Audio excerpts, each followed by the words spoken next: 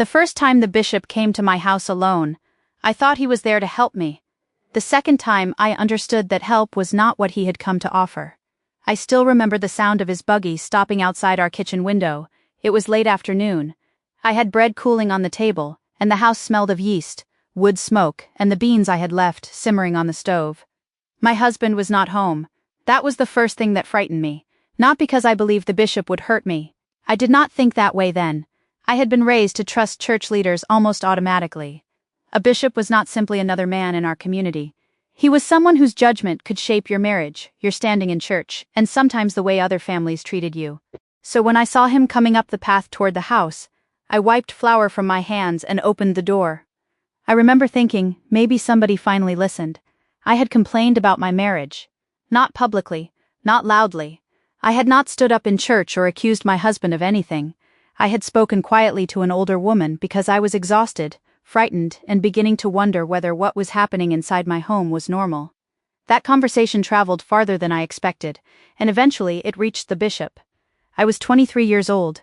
I had been married for almost 4 years, and I believed that telling the truth to a church leader would bring protection.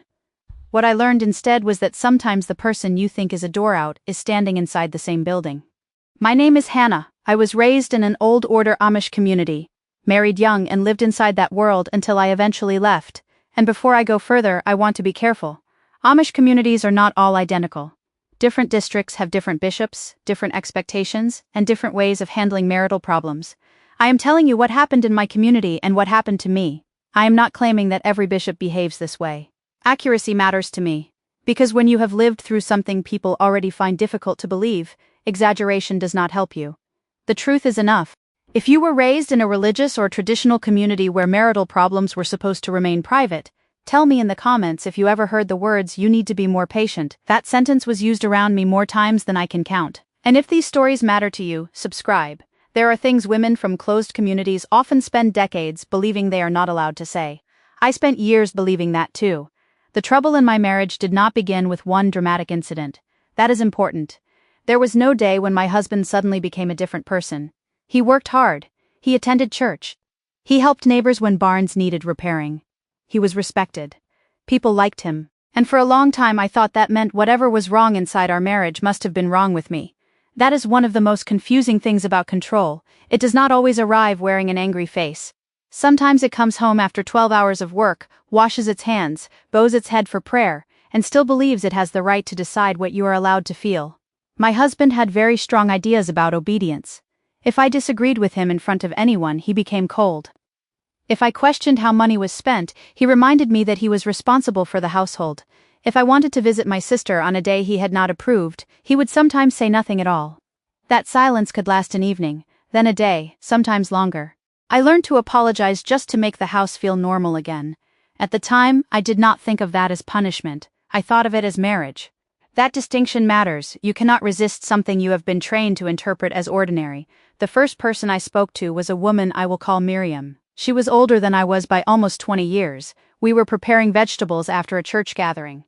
She was snapping beans into a bowl while I tried very hard not to cry. She did not look at me when she asked, "Is everything peaceful at home?" That was the way women sometimes ask questions, not directly, never directly. I said mostly. She kept snapping beans. Then I said, "Sometimes he does not speak to me for days." Her hands stopped, only for a moment, then they started again. She asked, "What happens before that?" I told her, "Not everything. Just enough." I told her that disagreement could bring silence, that he sometimes took the buggy when he knew I needed it, that he controlled almost all of the household money, that I had started hiding a few coins because I hated having to explain every small thing I needed. Miriam finally looked at me. She said something I did not understand until much later. A wife can live a long time inside a house without anyone knowing she has nowhere to go. Then she changed the subject. 3 days later, my husband asked me why I had been talking about our marriage. That was how I learned my private conversation was no longer private. I was terrified, not because I had lied, because I had told the truth. In the world I grew up in, complaining about your husband could be interpreted very differently from asking for help. A wife was expected to be careful about exposing problems inside the marriage. Marriage was sacred. Submission mattered, forgiveness mattered, patience mattered. Those words were not necessarily evil words, But words can become dangerous when only one person is required to live by them. My husband told me the bishop had heard that I was unsettled. That was the word he used, not frightened, not isolated, not unhappy. Unsettled. A few days later, the bishop arrived. Alone. I remember noticing that immediately. My husband was working away from the house that afternoon. The bishop knew that. He came inside and sat at our kitchen table. I poured him water. My hands were shaking enough that the cup touched the table twice before I set it down. He began kindly. That made everything harder. He asked how I was feeling. He asked whether I had been sleeping. He asked whether my husband was providing for me. I said yes. He asked whether my husband drank. No. Whether he was faithful, as far as I knew, yes. Whether he worked, yes. Whether he attended worship, yes. Each answer seemed to remove another reason I was allowed to be unhappy. Then he asked the question I had been waiting for. What is the problem? I tried to explain. I told him about the silence. I told him about not being able to leave the house sometimes because the buggy was taken. I told him I felt afraid to disagree. The bishop listened without interrupting. When I finished, he folded his hands. Then he said, "A husband carries a burden you may not always see." I remember the sentence because I had expected him to speak about my burden. He continued. He said men had responsibilities women did not always understand. He said my husband might be reacting to disrespect. He said I should consider whether my own attitude was creating distance. And then came the word I had feared, submission. He did not shout it. He did not threaten me. He used it calmly. That was what made it powerful. He asked whether I had been fully submissive. I did not know how to answer, because in my mind, I had tried. I cooked. I cleaned. I worked. I obeyed almost every decision. I apologized when I did not believe I was wrong. I had made myself smaller and smaller.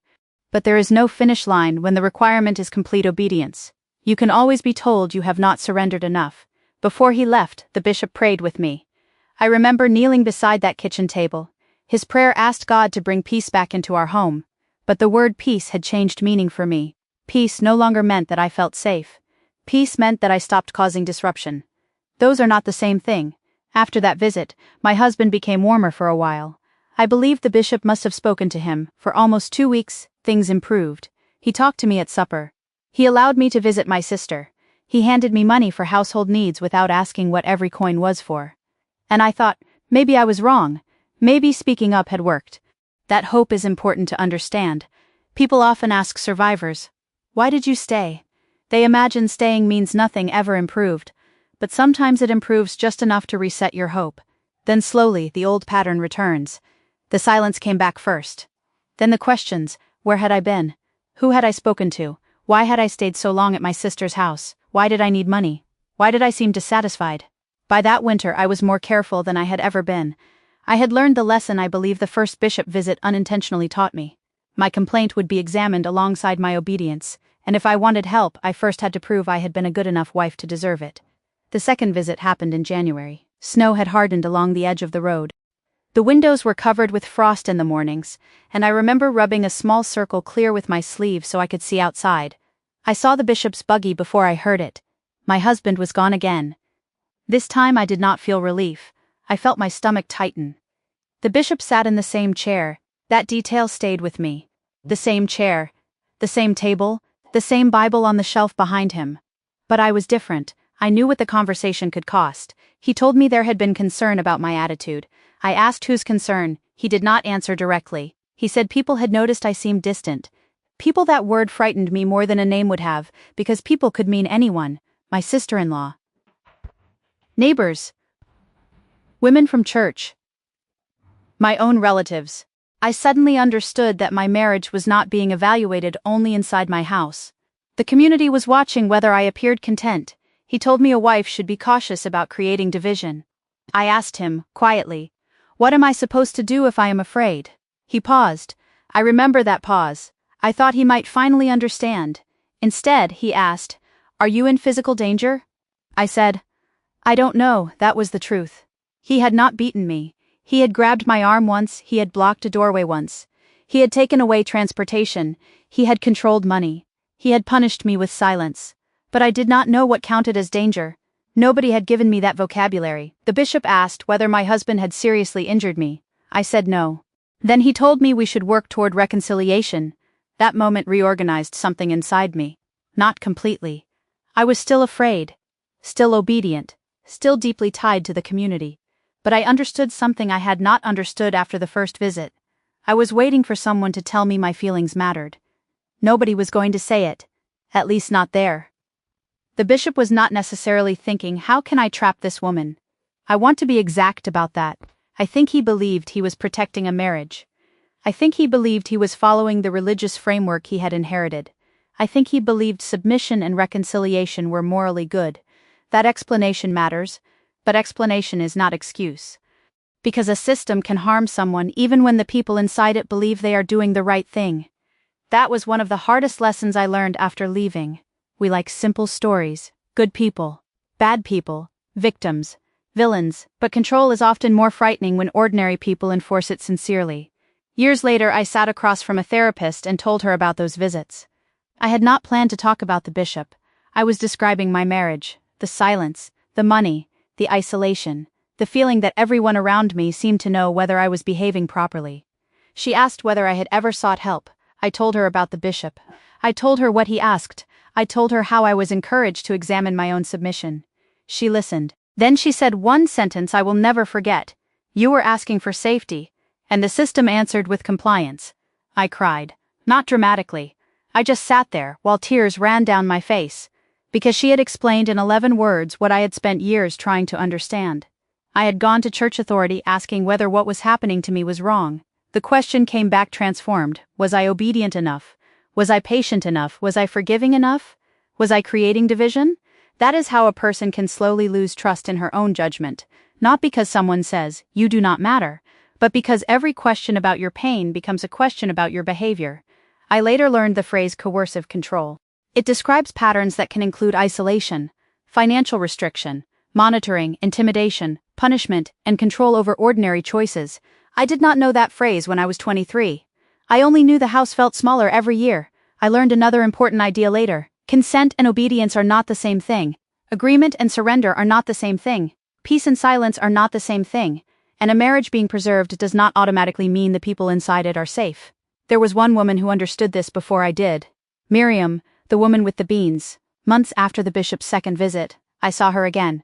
We were alone briefly in a washroom behind another family's house. She did not ask whether things had improved. She simply handed me a small folded piece of paper. There was a name on it, a woman outside our district, and an address. I looked at Miriam, she said. You do not need it today. Then she added, keep it somewhere no one looks. That was all? No speech about freedom, no dramatic instruction to leave. She knew how dangerous direct advice could be. So she gave me information. Information is a strange kind of freedom. Sometimes your body is still trapped in the same place, but suddenly your mind knows another road exists. I hid that paper behind a loose board near the bottom of a cupboard. Later, I hid money there too.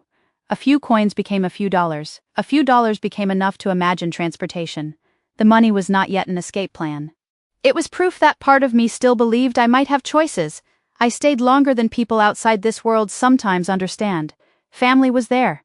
Faith was there. Every person I had known was there. Leaving did not mean simply changing houses. It meant risking the loss of an entire language of belonging. That is why I become uncomfortable when people say, why didn't she just leave? There is rarely a just in leaving a closed system. You may have no independent money, no vehicle, limited education, no private telephone, no place to stay, no idea how the outside world works. And perhaps most powerful of all, you may believe leaving does not only disappoint your family.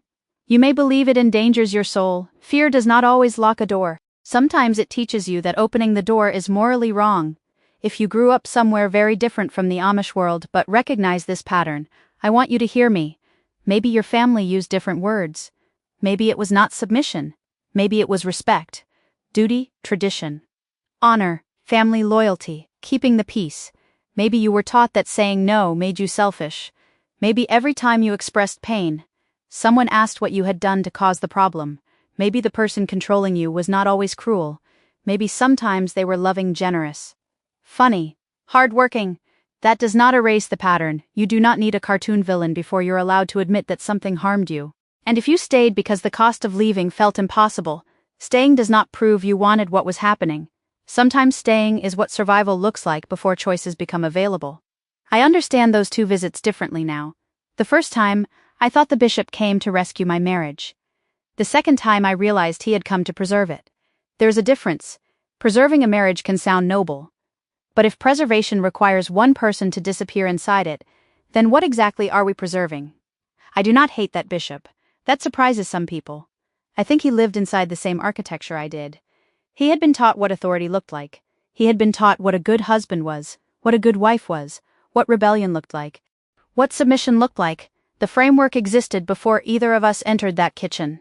But frameworks have consequences. Tradition does not become harmless simply because nobody remembers who built it, and sincerity does not remove responsibility. I tell these stories because silence protected the structure far more than it ever protected me. For years, I believed speaking about my experience would be betrayal. Now I believe naming harm is different from condemning an entire people. I can remember beautiful things about Amish life. The smell of bread in winter, neighbors rebuilding after a storm, children running barefoot through grass, women helping one another after childbirth. The quiet of evenings without machines humming in every room. I can love those memories and still tell the truth about what hurt me. Both can exist. That is one freedom I did not understand when I was younger. You do not have to turn your past into a monster before you're allowed to leave parts of it behind. If someone ever taught you that asking for safety was rebellion, I want you to remember this. Your fear deserved to be heard, your discomfort contained information. Your questions did not make you disobedient. Your body was not created to prove another person's authority, and you were not weak because you needed time before you understood what was happening. Sometimes freedom begins long before someone walks away. Sometimes it begins with a woman snapping beans beside you and saying one sentence. Sometimes it begins with a folded address hidden behind a board. Sometimes it begins years later, in a therapist's office, when someone finally gives you the words. And sometimes it begins when you realize the person you thought was the door out was never the door. Your voice was. Your ability to say this happened to me and it mattered. That is the door, and once you know it exists, even silence cannot lock it forever. Your voice belongs to you.